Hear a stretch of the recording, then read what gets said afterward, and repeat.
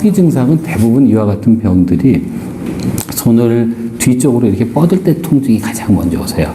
그러니까 내 손이 어깨에 병이 있다 없다를 쉽게 보시려면 손을 등 뒤로 보내서 그러니까 이 동작을 했을 때 통증이 있거나 머리 위쪽으로 손을 들기 어려우시거나 손을 멀리 뻗을 때 아프시거나 밤에 주무시다가 아프신 분들 이런 분들 그리고 어깨 속에서 이렇게 움직이는데 소리가 나시는 분들이 있어요.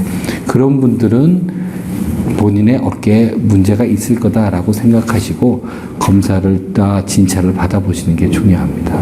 그 생기는 원인은 어깨의 힘줄이 퇴행성 변화를 일으키거나 아니면 사소하게 힘줄이 상하게 되세요. 상하시면 그 상한 거를 자기 몸 속에서 재생을 하는데 정상적인 재생이 되지 않고 비정상적으로 재생이 되면서 석회가 그 안에 생겨나게 됩니다. 우리는 정상적으로 힘줄이면 힘줄 세포가 생겨야 되는데 힘줄 세포가 생긴 게 아니고 석회를 만드는 세포가 생기는 거죠. 그러면서 생겨납니다. 연골이 관절와 순이라고 하는데 그게 이렇게 해서 찢어졌어요. 지금 찢어진 상태인데 찢어진 상태를 지난번에 수술을 해서 한번 붙여놓으신 거예요. 근데 이게 아물기 전에 6주 정도 되면 한 15% 정도 아무는데 그게 아물기 전에 빨리 움직이신 것 같아요.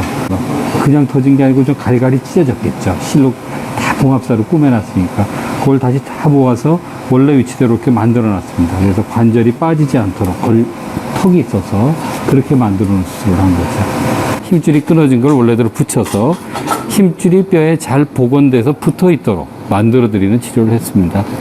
이 치료법이 우리나라가 아주 독보적이에요. 전 세계에서 잘하는 나라를 세 나라를 꼽으라면 미국, 프랑스, 한국.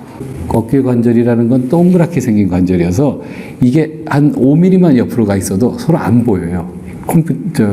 관절 내시경 소견에서. 관절 내시경은 볼 수 있는 공간이 저희 안경보다 작거든요. 한꺼번에 한 번에 보는 공간이 안경이 한 4분의 1 정도 공간을 보면서 그 공간 안에다가 반대 손으로 기구를 집어넣어서 골치에 딱 위치를 시켜야 되니까 그거를 연습하는 게 중요하죠. 50세 근처에 어깨가 아픈 병이다. 그래서 그 연세에 아프신 병을 오십견이라고 얘기를 하는데 그거는 병명이 아니고 허리가 아프면 우리 요통이라고 그러고 이가 아프면 치통이라고 하듯이 어깨가 아프면 견통이 있을 때 나이 드신 분이 어깨 아프신 어깨병을 오십견 이렇게 표현을 합니다. 그 중에서도 관절이 굳어서 관절막에 염증이 있어서 굳은 병 그거를 동결견이라고 얘기하고요. 그거는 보통 6개월에서 3년 정도 아프시다가 염증이 줄어들면서 관절이 굳은 상태로 끝나시는 분들이 많으세요.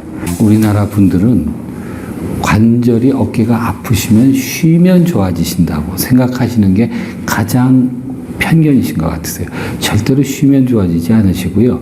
그 아까 얘기한 동결견 같은 경우도 한 45%의 환자분들은 마지막에 관절을 원활하게 움직일 수 없이 장애가 남으시는 거거든요. 그러니까 그게 안 되도록 치료를 받고 아프시더라도 무리한 건 아니지만 스트레칭을 꾸준히 해서 관절이 굳지 않도록 만드는 게 중요합니다. 그 선수들이 10대 때 너무 지나친 기대, 지나친 연습량으로 중간에 몸을 상해서 회복을 못하는 걸 볼 때는 정말 안타까워요. 그래서 각 그 구단이나 무슨 협회마다 규정을 요즘은 많이 정하시도록 얘기를 드려요. 중요한 거는 선수들이 너무 꽃이 피기 전에 무리하게 운동하는 것은 좀 피하는 게 중요하지 않을까.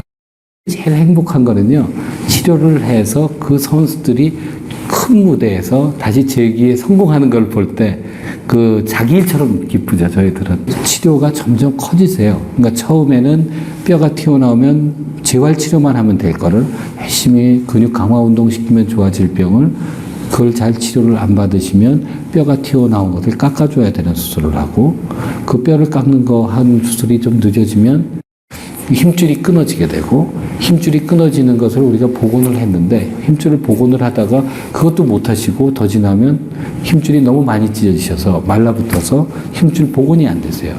그러면 그때는 인공관절을 또 넣어서 수술을 하게 되죠. 기억에 남는 분은 99 되신 분이세요. 99 되신 할아버지께서 70이 넘은 아드님을 두 분을 모시고 와서 저한테 진찰을 받으시고 수술을 하시겠다는 거예요. 보통 80 넘어가면 수술하겠다는 얘기를 별로 안 하시죠. 근데 99 되신 분이 얘기를 하셔서 그 아드님한테 했던 말이 그렇게 기억이 나요. 내가 하루를 살아도 편안하게 살아야겠다. 밤에 잠 잘 자고 하고 싶은 거 하고. 그래서 이제 수술을 받으셨어요. 수술을 받고 저한테 101살 될 때까지 오셨거든요.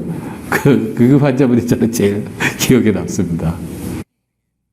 저는 좋아하는 환자가 3종류가 있는데요. 자기가 치료를 받고 환자를 소개해주는 의사가 되고 싶고요.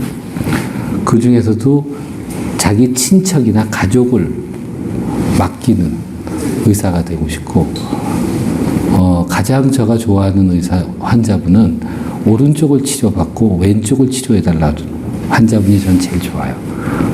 그러니까 그런 의사가 되도록 노력해야죠.